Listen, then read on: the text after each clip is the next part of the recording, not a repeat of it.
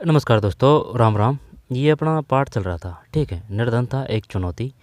अब इसमें कुछ रहा है, आधी पौन घंटे का पाठ रहा है, ठीक है। देख लेते हैं, आगे है वो, है ना, वहाँ से शुरू करेंगे, लेकिन इनको भी देख लेते हैं। नीति आयोग 55% से घटकर 2015-16 में 25% और 19-21 में 51% रह गया है, ठीक। बहुआयामी निर्धनों का अनुपात, निर्धनों की बात है ये। 2005-6 में कितना था? 55%। 2015-16 में 25% और 19-21 में 15% रह गया है। निर्धनता एक चुनौती है, ठीक। NCERT 9th की बुक चल रही है ये, ठीक है। ये कहानी है, राम शरण की कहानी है ये, ठीक। समझाया गया है इसमें कि भाई इस प्रकार से है, इस प्रकार से आय बढ़ती है। ग्रामीण स्थिति, ये शहर की स्थिति थी और ये गांव में जो रहता है उसकी उसकी कहानी है। इसके बाद में पूछ सकता है लखा से, ठीक है। लखा गांव से संबंधित है, गांव में रहने वाला किसान है। ये कह रहा है, क्या मैं कभी अपने परिवार के लिए नए कपड़े खरीद सकूंगा, ठीक है। आगे चलते हैं। भूमिहीनता, बेरोजगारी, परिवार का आकार, साक्षरता का स्तर, खराब स्वास्थ्य, कुपोषण, असहायता, ठीक है। निर्धनता के उपरोक्त मामलों का अध्ययन करें और निर्धनता से संबंधित निम्नलिखित मुद्दों पर चर्चा करें। इसके बाद में ये बताइए, सामाजिक अपवर्जन क्या है। सामाजिक अपवर्जन का मतलब है सामाजिक पिछड़ापन, है ना, पिछड़ापन नहीं, अपवर्जन का मतलब पिछड़ापन है, ठीक। सामाजिक अपवर्जन, सामाजिक वैज्ञानिक की दृष्टि में निर्धनता। असुरक्षा क्या है ना, असुरक्षा वो सब चीज़ों की असुरक्षा है, खाने पीने रहने, ठीक है, राजनीतिक सब है वो।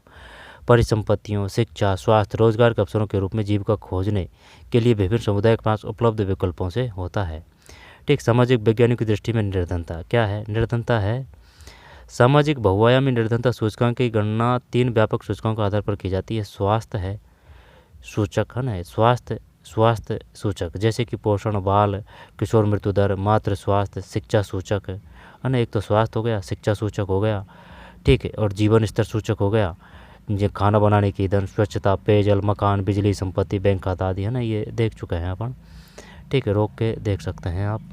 ये अंडरलाइन है ना, ये इंपॉर्टेंट है, यहाँ से क्वेश्चन आएंगे।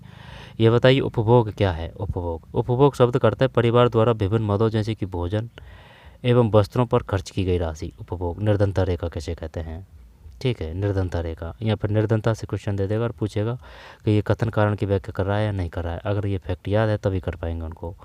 कैलोरी, अनाज, दालें, सब्जियां, दूध, तेल, चीनी आदि मिलकर इस आवश्यक कैलोरी की पूर्ति करती है। आयु, लिंग, काम करने की प्रवृत्ति आदि के आधार पर कैलोरी की आवश्यकताएं बदलती रहती है ना। ग्रामीणों में है 2400 और नगरों में है 2100, ठीक है। अर्थशास्त्र की है 25-26 की बुक। इसके बाद में वैश्विक विकास मानों के आधार पर भारत सरकार ने 12, है ना, ये ध्यान रखना है, कितने हैं? 12 विकासात्मक सूचों का प्रयोग करके भारत में निर्धनता के अनुपात का आकलन शुरू किया है, जिसे प्रचलित रूप से बहुआयामी निर्धनता सूची बॉक्स में देखें। कहा जाता है कि यह राष्ट्रीय सूचकांक निर्धनता माप पर आधारित आय का उपभोग व्यय का संपूरक है, क्योंकि यह प्रत्यक्ष रूप से निर्धनता को मापता है और अभावों की तुलना करता है, ठीक है। निर्धनता के अनुमान, ये डिटेल्स दे रखी है। भारत में निर्धन लोगों की संख्या एवं अनुपात, जिसे हेड काउंटर रेशो, है ना, ये ध्यान देना है। हेड काउंट रेशो किसे कहते हैं? HCR को फुल फॉर्म कैसे लिखते हैं, है ना। SCR का मतलब होता है हेड काउंट रेशो, SCR, ठीक। 45 से गिरकर 37%, 2000 और 2011, ठीक है। 25 से 15% हो गई है, 25 से 15%, 13.5 करोड़ लोगों, ठीक। ग्रामीण क्षेत्रों 2124। आगे चलते हैं। ये सारणी है, ये याद करनी पड़ेगी कि भाई कब से कब क्या था, कब बदलाव हुआ था, ठीक है। 404, 407, अब ये कम तो हुआ है, लेकिन इसमें शहरी है ना, वो जो निर्धनों की संख्या है ना वो बड़ी है, इस वजह से 407 हो चुकी है, ठीक। 15-16 32.6 है। फिर 19-21 में 19.3 है।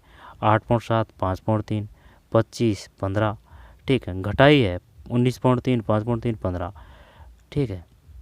ये 12 सूचक है ना, ये याद रखने हैं। बताइए निम्न में से कौन सा जो 12 सूचक है उसमें से नहीं है, ठीक। तो पोषण है, बाल किशोर मृत्यु दर है, मातृ स्वास्थ्य है, स्कूली शिक्षा के वर्ष है, स्कूली शिक्षा के वर्ष है, स्कूल में उपस्थिति है। यदि किसी घर का स्कूल में पढ़ने वाला कोई बच्चा उस उम्र तक स्कूल नहीं जा रही जिस आयु तक वह कक्षा पूरी कर सकती है तो उस घर को वंचित माना जाएगा। यह है स्कूल में उपस्थिति। खाने पकाने का ईंधन, ठीक, अगर गैस नहीं है तो वो भी निर्धन माना जाएगा। स्वच्छता, पेयजल, आवास, अगर लैट्रिन बाथरूम नहीं है खुद की तो वो भी गरीब माना जाएगा, ठीक है। स्वच्छता, बिजली, संपत्ति, बैंक खाता, आवास, पेयजल, है ना, वो पूछेगा कौन सा है कौन सा नहीं है, तो ये 12 है। पोषण, बाल किशोर मृत्यु दर, मातृ स्वास्थ्य, स्कूली शिक्षा के वर्ष, स्कूल में उपस्थिति, खाना पकाने का ईंधन, स्वच्छता, पेयजल, आवास, बिजली, संपत्ति, बैंक खाता। 23 का डाटा है ये, ठीक है, पुराना नहीं है, एकदम लेटेस्ट है, 25-26 की बुक है, वर्तमान सत्र में जो चल रही है। अब ये भी याद रखना पड़ेगा आपको कि भाई कौन सा है सबसे, यानी कि जो हेड काउंट रेशियो है उसमें सबसे टॉप कौन सा है, तो सबसे टॉप है ना, यानी कि गरीब है ना, वो सबसे कम केरल में है। इसके बाद में दूसरे नंबर पर तमिलनाडु है, फिर दिल्ली है, और सबसे ज़्यादा की अगर बात की जाए तो फिर ये बिहार है। बिहार के बाद में फिर ये यूपी है ना, यूपी के बाद में फिर मध्य प्रदेश है, अपना 15वां नंबर है राजस्थान का, ठीक। इसके बाद में अपन से पीछे ओडिशा है, नहीं अपन से यानी कि अपन से पहले ये आ जाएगा भाई असम, ठीक है, असम। तो 21 ये मध्य प्रदेश के बाद में असम के बाद में ओडिशा के बाद में राजस्थान के बाद में फिर भारत का औसत कितना है 15 है, तो फिर पश्चिम बंगाल है, 8 पे 2 है कर्नाटक, महाराष्ट्र, यानी कि इनमें गरीब कम है। गुजरात 12, तमिलनाडु, फिर हरियाणा, दिल्ली, आंध्र प्रदेश में 6 है, पंजाब, हिमाचल प्रदेश, यानी कि उद्योग धंधे वो इसमें है ना, और जो सरकार की जो योजना है वो सही है, तो उनमें जो गरीबी रेखा है वो कम है। अंतर्राज्यीय असमानता है ना, ये भी याद करने पड़ेगा। असुरक्षित समूह है, ठीक है, 3.2। यद्यपि निर्धनता रेखा के नीचे के लोगों का औसत भारत में सभी समूहों के लिए 22 है, तथापि अनुसूचित जनजाति में 100 में से 43 लोग अपनी मूल आवश्यकताओं, ठीक है, ये याद करना ही पड़ेगा भाई। तमिलनाडु, दिल्ली, पंजाब, ये जो सारणी है ना उसके ही बारे में बताया गया है, ये 100 में से 43 लोग, ठीक है। 34% अनियत मजदूर निर्धनता रेखा के नीचे हैं, लगभग 34% अनियत कृषि श्रमिक ग्रामीण क्षेत्र में, और 29% अनुसूचित जातियाँ भी निर्धन है, 29%, ये नीचे दे रखा है ये डाटा, ठीक है। ये डॉलर याद रखनी है। वैश्विक निर्धनता परिदृश्य 2.15, अन्य इसको देख लेते हैं। 2.15 से कम प्रति व्यक्ति प्रतिदिन की न्यूनतम उपलब्धता का प्रयोग करते हैं। इसके बाद में विभिन्न देशों में अत्यंत आर्थिक निर्धनता, विश्व बैंक की परिभाषा के अनुसार प्रतिदिन $2.15 से कम पर जीवन निर्वाह करने वाले लोग का अनुपात 2010 के 16.27% से गिरकर 2019 में कितना हो गया, 9.5% हो गया। इसमें डॉलर का प्रयोग क्यों किया जाता है? भारत में राष्ट्रीय मुद्रा के रूप में रुपये का प्रयोग किया जाता है। प्रत्येक देश की अपनी अपनी मुद्रा है। देशों के बीच आंकड़ों की तुलना के लिए अंतर्राष्ट्रीय एजेंसियों द्वारा अमेरिकी डॉलर का प्रयोग किया जाता है, ठीक है। 2020 0.1% है चीन में निर्धनों का अनुपात। भारत में निर्धनता 2011, यानी कि जो अनुसूचित जनजाति है ना उसमें 100 में से 43 गरीब है, अनुसूचित जाति उसमें 29 है। औसत भारतीय अनुपात कितना है, 22 है। अनियमित कृषि श्रमिक ग्रामीण कितने हैं, 34 है। और अनियमित गैर कृषि श्रमिक शहरी 34 है, ठीक है। इसके बाद में नाइजीरिया है ना, ये सारणी है, ये याद करनी पड़ेगी। नाइजीरिया यानी कि 30.9 प्रतिदिन। भाई वर्ल्ड बैंक ने किस हिसाब से माना है, यानी कि आपकी जो आय है वो डॉलर है। 2.15 से कम बालों की संख्या 2017, ठीक है, यानी कि अगर इससे कम है ना तो गरीब है, अगर इससे अधिक है तो फिर आप गरीब नहीं माने जाएंगे। 2.15 है। 2017 पीपीपी। नाइजीरिया में सबसे ज़्यादा गरीब है 30.9, और चीन में 0.1 ही है। अपने कितनी है, अपने ये 21 का डाटा है तो अपने 11 है। बांग्लादेश में अपने से कम है लेकिन इनका 22 का डाटा है। अगर अपना 25 का आएगा तो शायद 4 या फिर 5 के लगभग है, क्योंकि अखबार में आई थी है ना कि इतनी गरीबी हो चुकी है अब अपने, है ना, 25 के हिसाब से शायद 4 या फिर 5 या 4 के लगभग में कुछ ऐसे है। चीन, ब्राज़ील, इंडोनेशिया, श्रीलंका में 1 है भाई, ठीक है। 2030 तक सभी प्रकार की निर्धनता को समाप्त करने का प्रस्ताव रखा गया है, 2030 तक। आगे चलते हैं। विकसित राष्ट्रों को विकासशील देशों की निर्धनता समाप्त करने, स्वास्थ्य एवं शिक्षा में सुधार करने, असमानता को समाप्त करने, जलवायु परिवर्तन का समाधान करने तथा सतत विकास को संवर्धित करने के प्रयास में सहायता करनी चाहिए। 4.4 2000 में 3% हो गई है। दक्षिण एशिया की ये है नीला वाला, ठीक है। और लैटिन अमेरिका और कैरिबियन की ये वाली है ना। चीन में काफ़ी कम है। आगे चलते हैं। सब सहारा अफ्रीका, यूरोप एवं मध्य एशिया, दक्षिण एशिया, बाकी दुनिया, मध्य पूर्व एवं उत्तरी एशिया, लैटिन अमेरिका, कैरिबियन, पूर्व एशियाई प्रशांत।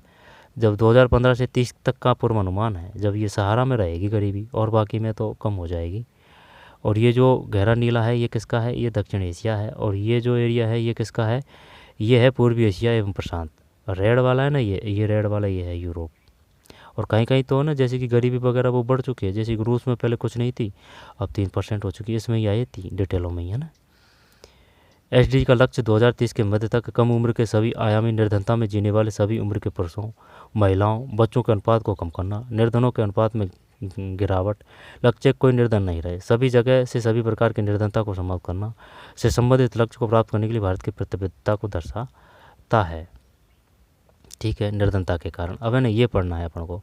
निर्धनता के कारण प्रधानमंत्री पोषण शक्ति अभियान, प्रधानमंत्री सुरक्षित मातृत्व अभियान वो आया था कि बताइए जो गरीबी है ठीक, उसको कम करने के लिए सरकार ने कौन कौन से कार्यक्रम चलाए जा रहे थे, है ना। तो वो 4 ऑप्शन थे उसमें से, तो यहाँ से क्वेश्चन वो किसी प्रकार से दे सकता है। तो ये पार्ट है अपना, बस ये देखना है। जब ये तो पढ़ चुका है अपना, अंडरलाइन हो रही है जहाँ तक तो निर्धनता के कारण पे हैं अपन, है ना। इस रिपोर्ट को देख लेते हैं, इनको पढ़ चुके हैं अपन। सतत विकास का लक्ष्य होता है, मतलब होता है SDG। SDG की फुल फॉर्म क्या है? सतत विकास लक्ष्य। SDG सतत विकास लक्ष्य SDG।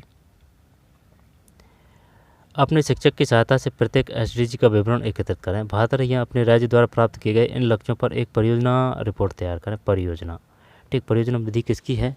परियोजना विधि किलपैट्रिक की है। जैसे परियोजना में तो किलपैट्रिक। संयुक्त राष्ट्र संघ UN एक अंतर्राष्ट्रीय संगठन है जो है ना। और क्वेश्चन ये पूछा था कि बताइए जो संयुक्त राष्ट्र संघ है ना उसका भारत कब सदस्य बनाया था? भारत कब सदस्य बना था? आई बात समझ में? एक अंतर्राष्ट्रीय संगठन है जो निर्धनता को समाप्त करने के लिए अनेक देशों के साथ कार्य करता है। सरकार के सहयोग से संयुक्त राष्ट्र संघ ने 2030 तक पूरे किए जाने वाले 17 सतत विकास लक्ष्य बनाए हैं ना। ये 17 ध्यान रखना है, और वो वारित है ना वो भी ध्यान रखने हैं। वो गरीब को डिसाइड करने के लिए वो सरकार के वो हैं, ठीक है। 2030 तक पूरे किए जाने वाले 17 सतत विकास लक्ष्य बनाए हैं, 17, ठीक है ना, 17। उन्हें यहाँ चार्ट के रूप में दिया गया है। जब ये जो 17 है ना ये है, वो दोबारा देखते हैं। और अपने देश के कितने हैं? 12। संयुक्त राष्ट्र संघ UN है वो पूछ सकता है, ये संख्या भी पूछ सकता है 12 किसका है। अगर वो 17 पूछेगा ना तो 12 जरूर देगा, और 12 पूछेगा 17 जरूर देगा। तो 17 तो UN का है, अपने देश के 12 हैं। संयुक्त राष्ट्र संघ UN एक अंतर्राष्ट्रीय संगठन है जो निर्धनता को समाप्त करने के लिए अनेक देशों के साथ कार्य करता है। सरकार के सहयोग से संयुक्त राष्ट्र संघ ने 2030 तक पूरे किए जाने वाले 17 सतत विकास लक्ष्य बनाए हैं। उन्हें यहाँ ठीक है, उन्हें यहाँ चार्ट के रूप में दिया गया है। तो ये है वो 17, ठीक है। उनको देख लेना, क्योंकि वो पूछ सकता है कि भाई ये जो चिन्ह है उसका मतलब क्या है, ठीक है। उसका अगर दिमाग खराब हुआ तो, ठीक है। शांति, न्याय और मजबूत संस्थाएं वो है फ्रांस। स्वतंत्रता समानता भातृत्व कहाँ से लिए गए हैं? भातृत्व में बंधुता वो फ्रांस की क्रांति से लिए गए हैं। चार्ट के रूप में दिया गया प्रत्येक लक्ष्य को संयुक्त राष्ट्र के सदस्य देशों द्वारा प्राप्त किए जाने विभिन्न लक्ष्यों में बांटा गया है। SDG 1 का लक्ष्य है 2030 के मध्य तक कम से कम सभी आयामी निर्धनता में जीने वाले सभी उम्र के पुरुषों, महिलाओं, बच्चों के अनुपात को कम करना। 2030 तक है ये SDG 1 का लक्ष्य ये है। निर्धनों के अनुपात में गिरावट, लक्ष्य एक कोई निर्धन नहीं रहे, सभी जगह से सभी प्रकार की निर्धनता को समाप्त करना से संबंधित लक्ष्य को प्राप्त करने के लिए भारत की प्रतिबद्धता को दर्शाता है, ठीक है। अब निर्धनता के कारण हैं, इनको देखते हैं। निर्धनता के कारण।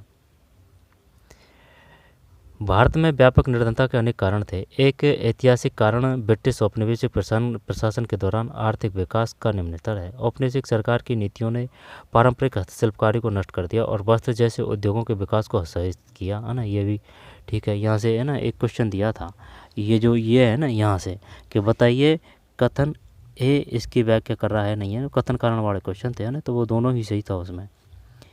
भारत में व्यापक निर्धनता के अनेक कारण थे। एक ऐतिहासिक कारण ब्रिटिश औपनिवेशिक प्रशासन के दौरान आर्थिक विकास का निम्न स्तर है।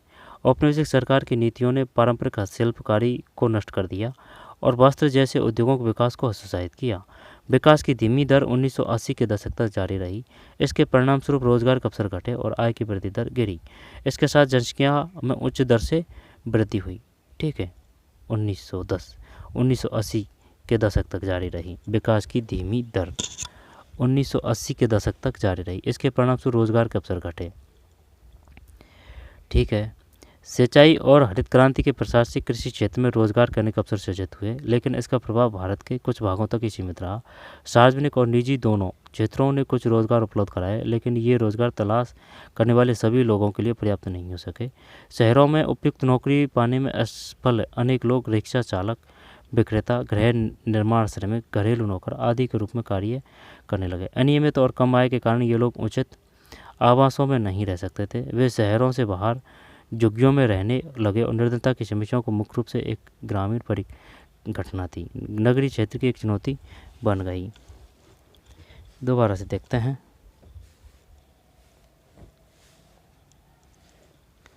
बन गई। ठीक है,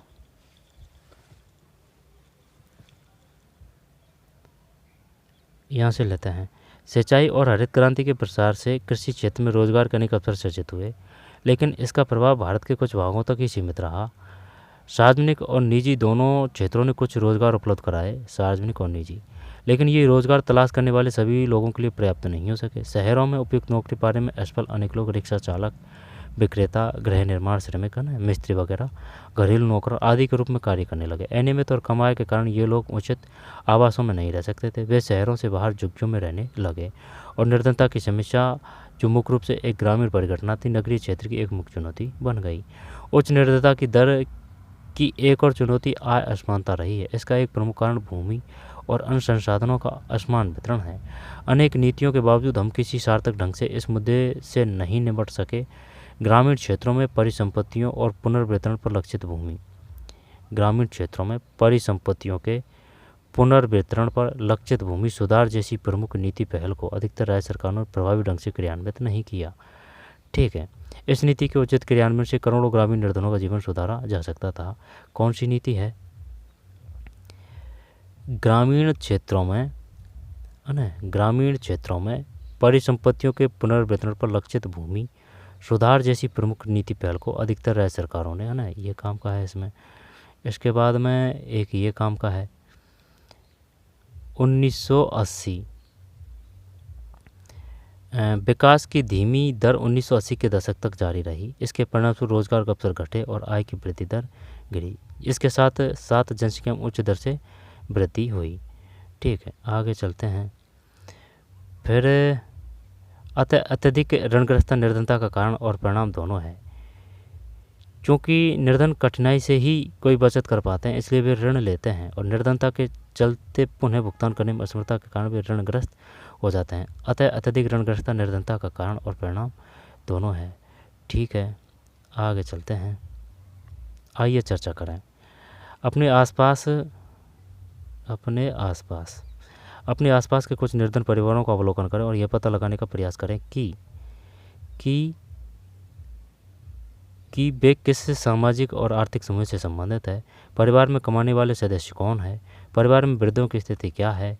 क्या सभी बच्चे, लड़के और लड़कियां विद्यालय जाते हैं? अब तो लगभग में सभी जाते हैं, है ना। सभी के बच्चे, लड़के लड़कियां सभी जाते हैं, चाहे वो गरीब हो या फिर अमीर हो, क्योंकि सरकार ने 12 तक तो फ्री शिक्षा दे रखी है ना, और वहाँ मध्याह्न भोजन भी दिया जाता है। ठीक है, 8वीं तक के जो बच्चे हैं उनको सप्ताह के जो 6 दिन हैं, भाई 7वां दिन तो रविवार होता है ना, तो 6वें दिन उनको दूध दिया जाता है और अलग अलग भोजन दिए जाते हैं। बस गुरुवार के दिन और ड्रेस भी दी जाती है, 2 ड्रेस दी जाती है स्कूल की, और गुरुवार के दिन विदाउट ड्रेस भी जा सकते हैं, यानी कि जो ड्रेस होती है उसको पहन के नहीं जा सकते वहाँ। अगर कपड़े वगैरह धोते होंगे तो वो घर वाले कपड़े पहन के जा सकते हैं गुरुवार को।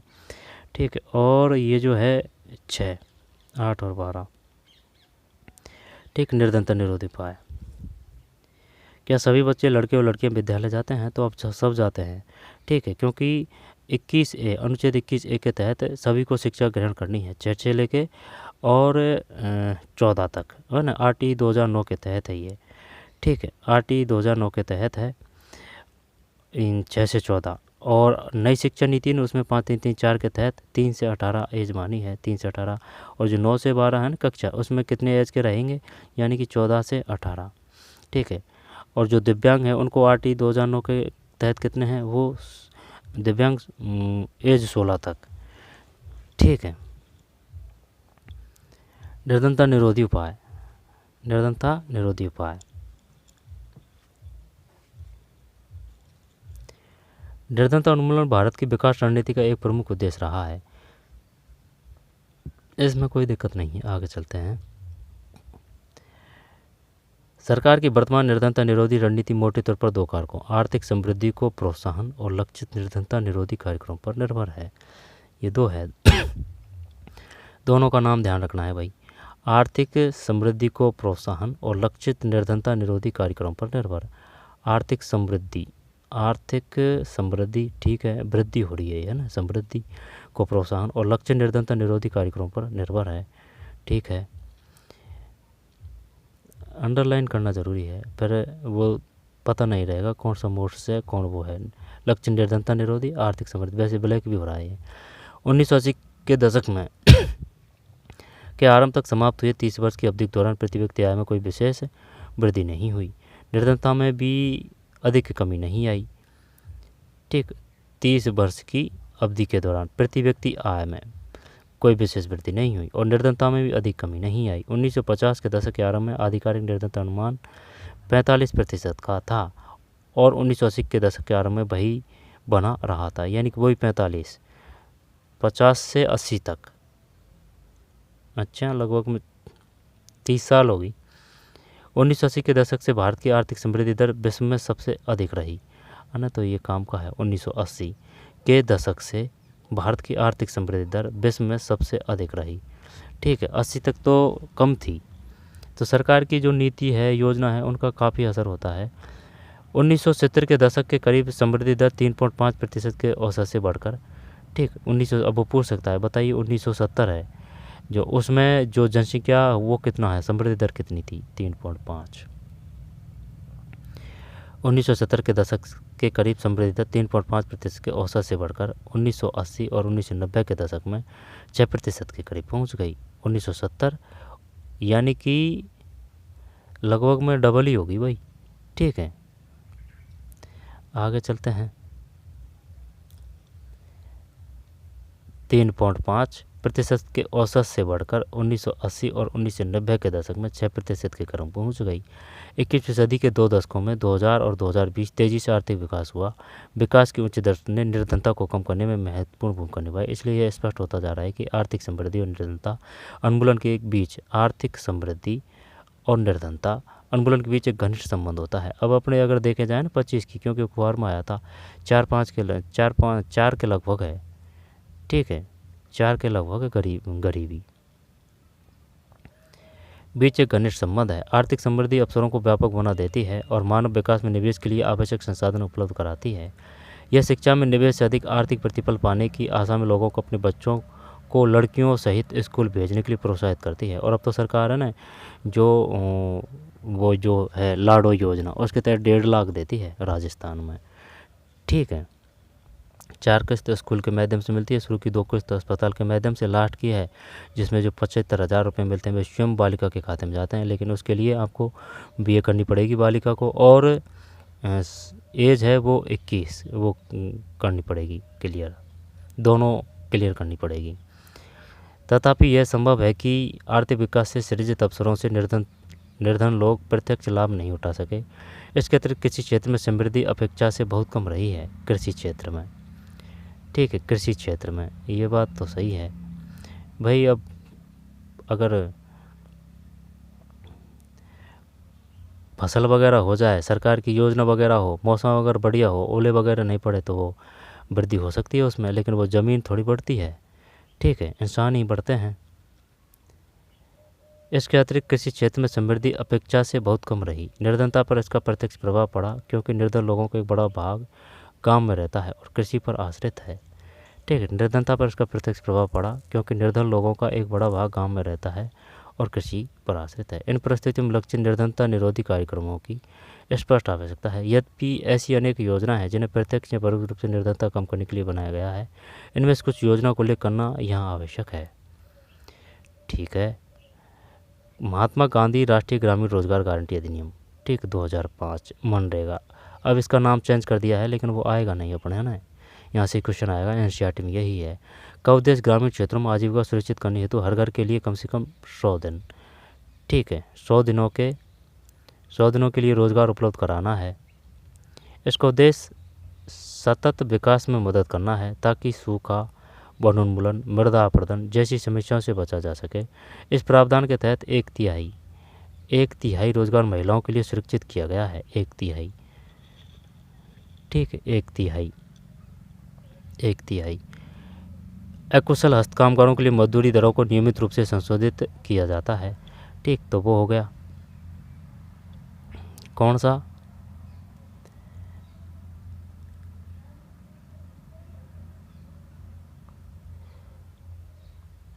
ठीक है,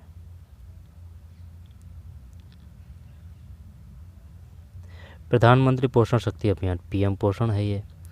और ये था कौन सा, महात्मा गांधी राष्ट्रीय ग्रामीण रोजगार गारंटी अधिनियम, है ना। और आएगा ये डिटेल में 2005, ठीक 2005 है, 100 दिनों है। अब शायद 125 दिन है, 125 दिन। प्रधानमंत्री पोषण शक्ति अभियान, पीएम पोषण, भारत सरकार का एक प्रमुख कार्यक्रम है। इसे 2 उद्देश्यों के लिए आरंभ किया गया। बच्चों के लिए विशेषकर कैलोरी और प्रोटीन देने की पोषण आवश्यकता में सुधार करना, स्कूल में अधिक से अधिक नामांकन करना तथा स्कूल छोड़ने की प्रवृत्ति का अनुकूलन करना। इस अभियान के अंतर्गत सम्मिलित है सरकारी स्कूल, सरकार द्वारा सहायता प्राप्त स्कूल, ठीक है। बच्चों के लिए ना पीएम पोषण है ये, बच्चों के लिए विशेषकर कैलोरी और प्रोटीन लेने की पोषण आवश्यकता में सुधार करना, स्कूल में अधिक से अधिक नामांकन करना तथा स्कूल छोड़ने की प्रवृत्ति का उन्मूलन करना। इस अभियान के अंतर्गत सम्मिलित है सरकारी स्कूल, सरकार द्वारा सहायता प्राप्त स्कूल, शिक्षा के अधिकार के अधिनियम के अंतर्गत विशिष्ट प्रशिक्षण केंद्र में पढ़ने वाले, ठीक, प्रशिक्षण केंद्र में पढ़ने वाले 1 से 8वीं के विद्यार्थी है। यहाँ से पूछ सकता है वो कि बताइए कौन सा है प्रधानमंत्री पोषण शक्ति अभियान में, तो 1 से 8वीं कक्षा के विद्यार्थी हैं।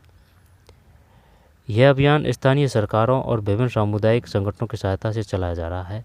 इस कार्यक्रम का उद्देश्य विशेषकर गरीब तबकों के निर्धन बच्चों को अधिक नियमित रूप से स्कूल भेजना और कक्षागत गतिविधियों में उनकी भागीदारी को बढ़ाना है, ठीक है। प्रधानमंत्री सुरक्षित मातृत्व अभियान, प्रधानमंत्री सुरक्षित मातृत्व अभियान की शुरुआत 2016 में पूरे देश में गर्भवती महिलाओं को अच्छी प्रसवकालीन देखभाल सुविधा देकर प्रसूति और शिशु मृत्यु दर को कम करने के उद्देश्य से की गई थी, ठीक है। प्रधानमंत्री सुरक्षित मातृत्व अभियान क्या है, ठीक है। और ये वैसे नाम से ही पता चल रहा है, लेकिन है ना ये जो स्थापना की, ये शुरुआत की गई है ना 2016, वो पूछ सकता है। वो स्वच्छता कार्यक्रम है वो कब से कब शुरू किया गया, क्योंकि वो उसने एक क्वेश्चन दिया था, निम्नलिखित विभिन्न योजनाएं थी और वो सन दे रखी थी, है ना, जो मेन थी, बताइए वो कहाँ है। तो जो इम्पोर्टेंट है, चाहे वो 10 साल पुराना ही है, तो वो आपको याद करना पड़ेगा। प्रधानमंत्री सुरक्षित मातृत्व अभियान की शुरुआत कब हुई, 2016 में, मातृत्व, ठीक है, 2016 में है। और वो मनरेगा 2005 है। सुविधा देकर प्रसूति और शिशु मृत्यु दर को कम करने के उद्देश्य से की गई थी। इस योजना के तहत सुरक्षित प्रसव कराने एवं बच्चा जनने की दिशा में कार्य करना था और प्रसूति परिचर्या में कमियों को दूर करना था ताकि लाभार्थियों को नियमित और लगातार इलाज मिलता रहे। यह सेवाएं हर महीने के 9 तारीख को प्रदान की जाती है। इस कार्यक्रम में निजी चिकित्सकों की भागीदारी सुनिश्चित करने के लिए इस योजना के तहत सुरक्षित प्रसव कराने एवं बच्चा जनने की दिशा में कार्य करना था और प्रसूति परिचर्या में कमियों को दूर करना था ताकि लाभार्थियों को नियमित और लगातार इलाज मिलता रहे। ये सेवाएं हर महीने के 9 तारीख को प्रदान की जाती है। इस कार्यक्रम में निजी चिकित्सकों की भागीदारी सुनिश्चित करने के लिए एक व्यवस्थित दृष्टिकोण अपनाया गया ताकि उन्हें इस योजना में सरकारी स्वास्थ्य सुविधाओं के साथ स्वेच्छा से कार्य करने के लिए प्रेरित किया जा सके। जब महात्मा गांधी राष्ट्रीय ग्रामीण रोजगार गारंटी अधिनियम 2005, 100 दिनों, ठीक। प्रधानमंत्री पोषण शक्ति अभियान, पीएम पोषण, ठीक, 1 से 8वीं। प्रधानमंत्री सुरक्षित मातृत्व अभियान 2016। अब है प्रधानमंत्री उज्ज्वला योजना। प्रधानमंत्री उज्ज्वला योजना ये नए जोड़े हैं इन्होंने। का उद्देश्य विशेषकर ग्रामीण क्षेत्रों में रहने वाली महिलाओं को सशक्त बनाना है। यह धुआं रहित रसोई घर बनाने में महिलाओं को सहायता करता है ताकि उन्हें सांस की जीर्ण बीमारियों और कमज़ोर होती दृष्टि से बचाया जा सके, ताकि उन्हें सांस की सांस की जीर्ण बीमारियों और कमज़ोर होती दृष्टि से बचाया जा सके। सांस की जीर्ण बीमारियों और कमज़ोर होती दृष्टि से, यानी कि जो धुआं होता है ना, उसकी बात कर रहा है। यह योजना 2016 में इस उद्देश्य के साथ आरंभ की गई थी कि जो महिलाएं विशेषकर ग्रामीण क्षेत्र में आर्थिक रूप से पिछड़े घरों में खाना बनाने के लिए परंपरागत विधियों जैसे कोयला, उपले या लकड़ी का प्रयोग कर रही थी, उन्हें स्वच्छ ईंधन LPG गैस देना था। इसके लक्षित लाभार्थी गरीबी रेखा है ना, BPL से नीचे के परिवारों, अनुसूचित जाति, अनुसूचित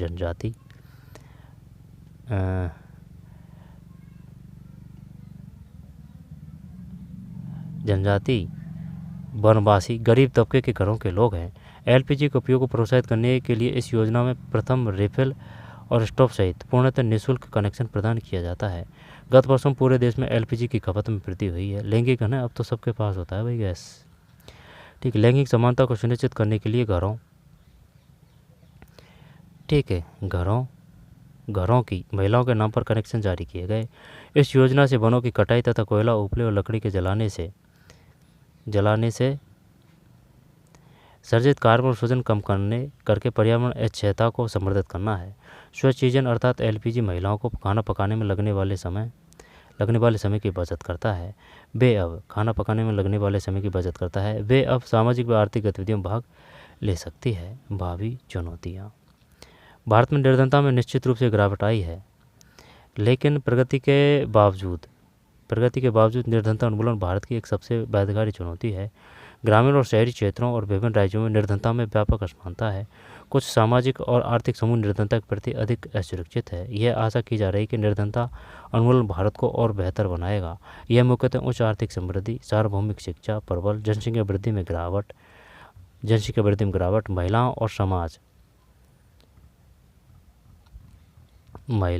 और समाज के आर्थिक रूप से कमजोर वर्ग के बढ़ते सशक्तिकरण के कारण संभव हो सकेगा।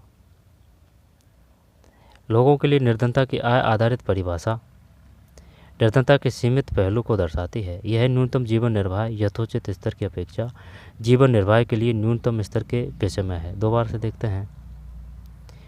लोगों के लिए निर्धनता की आय आधारित परिभाषा निर्धनता के सीमित पहलू को दर्शाती है। यह न्यूनतम जीवन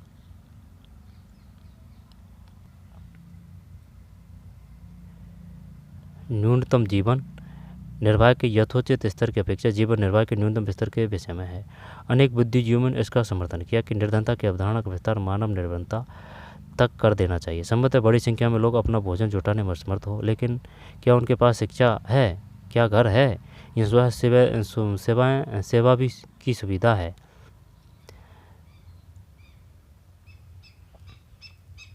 ठीक है, उनके पास शिक्षा है या घर है, स्वास्थ्य सेवा की सुविधा है, या रोजगार की सुरक्षा है, या आत्मविश्वास है। क्या वे जाति और लिंग आधारित भेदभाव से मुक्त है? क्या बाल श्रम की प्रथा अब भी प्रचलित है? विश्वव्यापी अनुभव बताते हैं कि विकास के साथ निर्धनता की परिभाषा भी बदलती है। इस अध्याय में हमने निर्धनता को मापने के लिए दृष्टिकोणों को पढ़ा है। नीति आयोग का राष्ट्रीय बहुआयामी गरीबी सूचकांक दर्शाता है कि भारत में बहुआयामी निर्धनता का अनुपात कम हुआ है। यह हाल के वर्षों में सरकार द्वारा आरंभ किए गए विभिन्न उपायों के कारण संभव हुआ है। आपका क्या विचार है? आपने इस अध्याय में देखा कि निर्धनता को मापने के लिए अनेक दृष्टिकोण अपनाए गए हैं। UNDP एवं ऑक्सफोर्ड नीति एवं मानव विकास पहल के सहयोग से नीति आयोग द्वारा प्रस्तुत राष्ट्रीय बहुआयामी निर्धनता सूचकांक से पता चलता है कि बहुआयामी गरीबी के हेड काउंट रेशियो में पर्याप्त कमी आई है। यहाँ तक कि केरल और तमिलनाडु जैसे राज्य हेड काउंट रेशियो 10% से भी कम करने में सफल हुए हैं। जैसे कि केरल है ना, वो देख चुके हैं, पर केरल, तमिलनाडु, राज्य हेड काउंट रेशियो ना, हेड काउंट रेशियो तो जानते हैं, लेकिन ये राज्य और लगा दिया है ना, तो वही है, ये 10% से कम करने में सफल हुए हैं। अन्य राज्यों को इस दिशा में बहुत कुछ करने की आवश्यकता है, तथापि यह ध्यान देने योग्य बात है कि 2005-06 और 19-21 के बीच सरकारी हस्तक्षेपों से बिहार, उत्तर प्रदेश, मध्य प्रदेश, राजस्थान के बहुआयामी निर्धनता सूचकांक में अत्यधिक कमी है। अब तो वही 4 ही रह गई है। ठीक, अगर 2025 का आंकड़ा रखें ना तो, और बिहार में भी काफ़ी कम गरीबी है। ठीक है। जहाँ 65% गरीबी थे ना, अब काफ़ी कम हो चुके हैं, क्योंकि 5-6 लाख तो जॉब ही दे दी सरकार ने बिहार वालों को।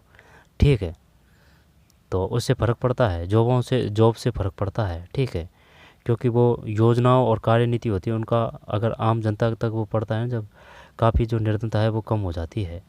ठीक है, तो बिहार अब इतना गरीब नहीं है लेकिन इतना नहीं है।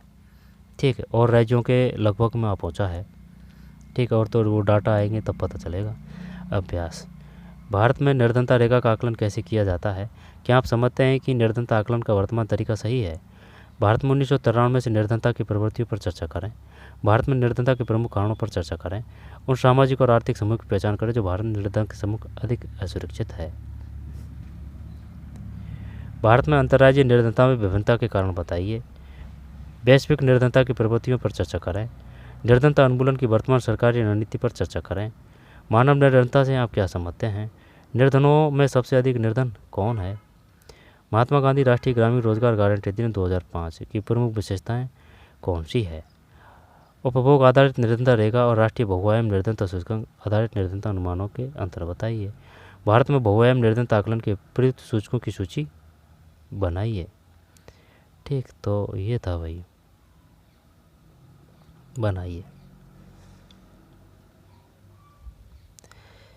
ठीक, तो यहाँ से एक क्वेश्चन तो पक्का आएगा।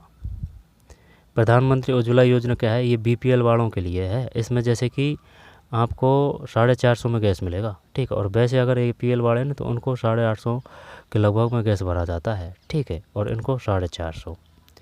ठीक, ये है। बाकी के जो रुपये हैं जो इनके खाते में आ जाते हैं।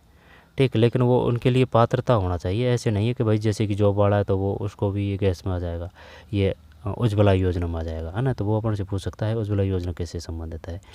पीएमयूवाई 2016 में शुरू की गई थी ये।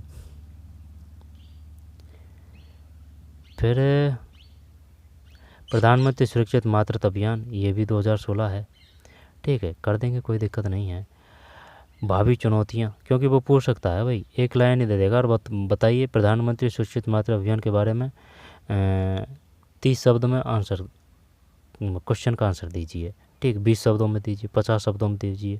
तो अगर ये पता होगा तभी तो करेंगे। 2016, ये भी 2016 है। ठीक है, ये नए ऐड किए हैं इन बुकों में। फिर पीएम पोषण क्या है? बच्चों के लिए विशेषकर कैलोरी और कैलोरी, है ना, ये 2400 है ग्रामीणों के लिए, शहरियों के लिए 2100 है कैलोरी। ठीक, स्कूल में अधिक से अधिक नामांकन करना तथा स्कूल छोड़ने की प्रवृत्ति का उन्मूलन करना है। भावी चुनौतियाँ, एलपीजी गरीब तबके के। फिर महात्मा गांधी राष्ट्रीय ग्रामीण रोजगार गारंटी अधिनियम 2025, अब इसका नाम कर दिया गया है जयराम जी की, है ना, जयराम जी की, है ना, ऐसे नाम कर दिया गया है इसका। और 125 है शायद, 125 दिन, यहाँ पर 130 दिन है, और शायद देखना पड़ेगा वो 125 दिन है या फिर 130 दिन है, 100 दिनों।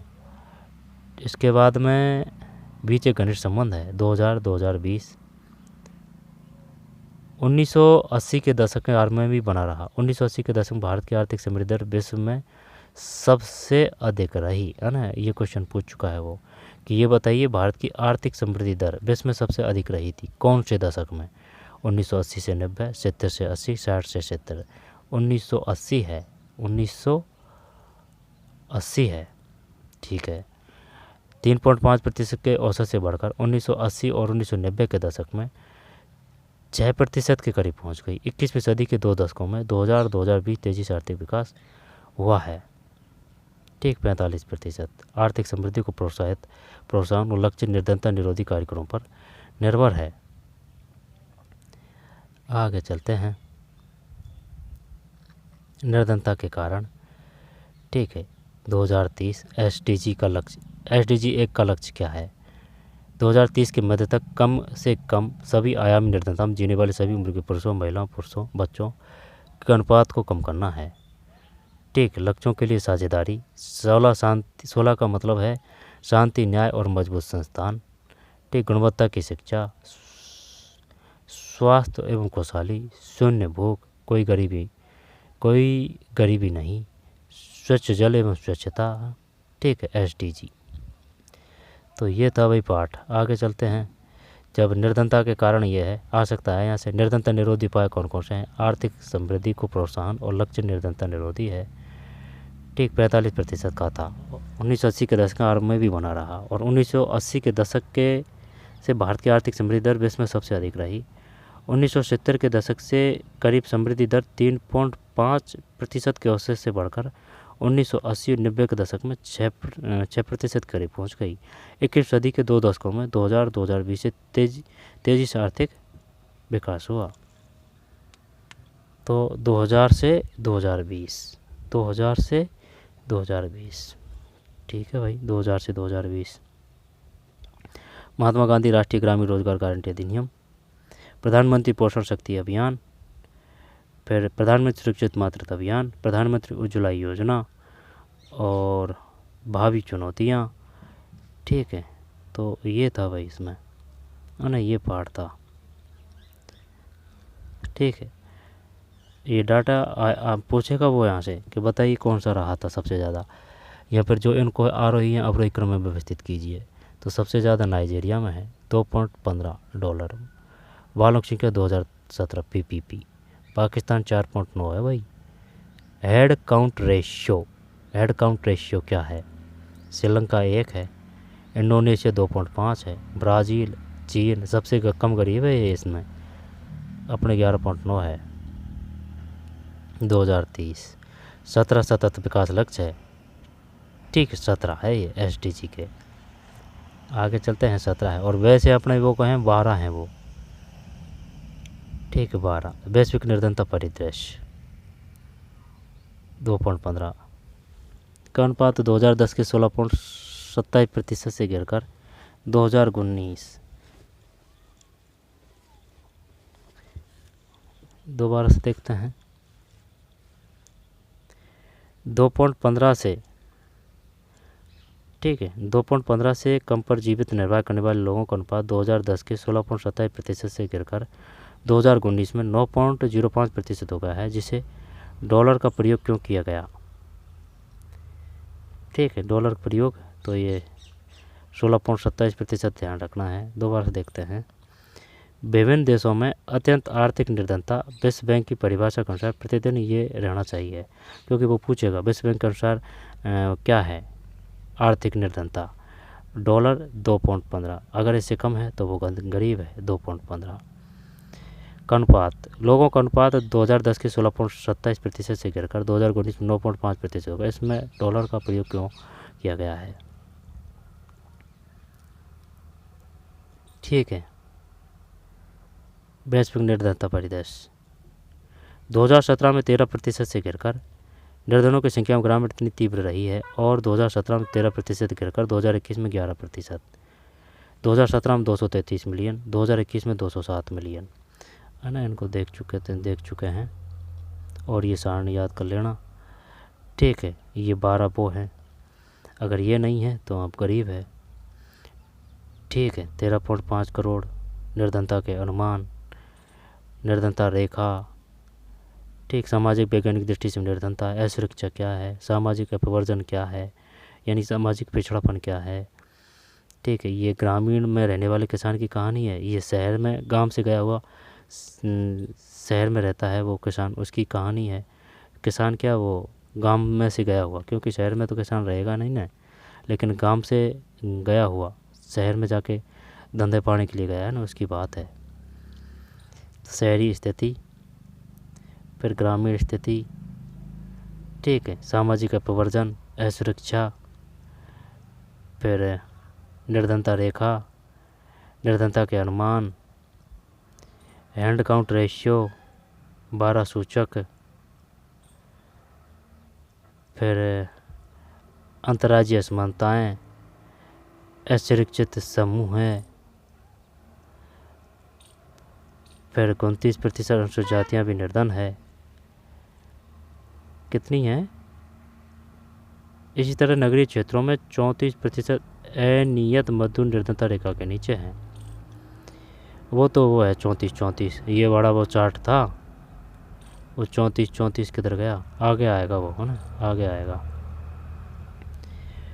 डॉलर वो ध्यान रखना है। वैश्विक निर्धनता परिदृश्य ये 22 है, 22, 29, 43, 34, 34। अनियत कृषि श्रमिक ग्रामीण, अनियत गैर कृषि श्रमिक शहरी। संख्या पूछ सकता है वो 34, 34। ये औसत है 22, 29, 43 अनुसूचित जनजाति है। नाइजीरिया, ठीक। निर्धनता एवं सतत विकास लक्ष्य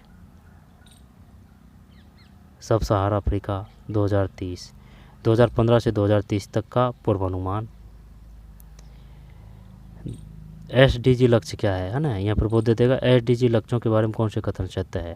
कितने लक्ष्य हैं, अगर ऑब्जेक्टिव देगा तो 17, ठीक 17।